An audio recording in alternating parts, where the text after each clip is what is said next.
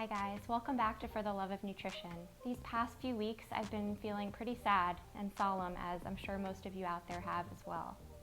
The themes and images we've seen have been extremely disheartening.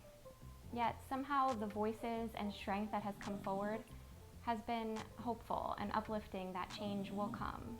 As these conversations continue to resurface, I wanted to put aside a bit of the silliness for this video and think about what my minority brothers and sisters are going through. Specifically, I wanted to take a moment to highlight some of the health disparities that occur in the context of greater inequalities. My hope is not to muddle the discussions going on, but rather to add to the conversation. My belief is that without a solid foundation in good health, we can't break down those barriers that are necessary to achieve the successes that we all deserve. So in this video, I'll plan to call out some of the health disparities that disproportionately affect minorities. Then I'm going to try to share with you some things that we can actually do about it. So let's get to some of the facts.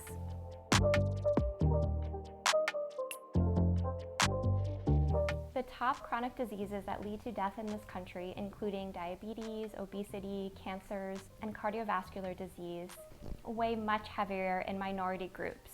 For example, 5% of non-Hispanic whites compared to 11.7% of non-Hispanic blacks will be diagnosed with diabetes.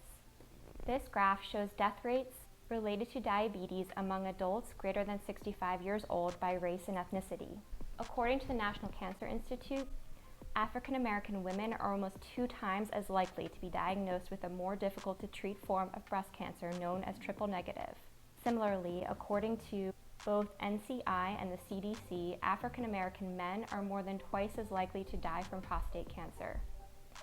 Non-Hispanic Black adults have the highest prevalence of obesity at 49.6% compared to non-Hispanic whites at 42.2%. Similarly, in children and adolescents under age 19, non-Hispanic Blacks have higher obesity prevalence at 22% compared to non-Hispanic whites at 14%. So what are some of the things we can actually do to break down some of these barriers and improve the health of our communities?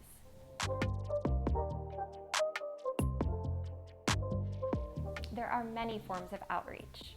Try supporting your local food banks by monetary donations or by donating non-perishable healthful items like dried and canned beans, peanut butter, canned vegetables without salt added, low sodium canned soups, oats, and whole grain cereals. Donate your time. Volunteer to support public health programs. Take part in or advertise for community health screenings that help screen for diseases like HIV, hypertension, hyperlipidemia, and diabetes. Donate blood and bone marrow for those that may not have ready and healthy family members to do so. Support your local farmers markets and subsidy markets. These services help bridge access to healthful foods in food deserts. At the same time, support local infrastructure to help healthful foods reach these food deserts. Write to your local legislators. Get out and vote on policies related to urban planning and community development to ensure resources are in place. Volunteer your time at the local Y, Parks and Recs departments, or libraries to offer free or reduced cost activities in a safe environment. Support or take part in research related to minority health. Lastly, educate yourself and lead by example. In the description below, I'm going to link to some of my favorite consumer-friendly websites to stay up on public health. I'll also link in the description so you can easily hop online to donate your time or resources to some of these services I mentioned. There are so many messages to stand behind and to spread right now. We know with continued oppression comes fear and continued disparities, which not only impact safety, but the health and overall well-being of our community members. We need big change in this country to make it a more even playing field for all of our brothers and sisters.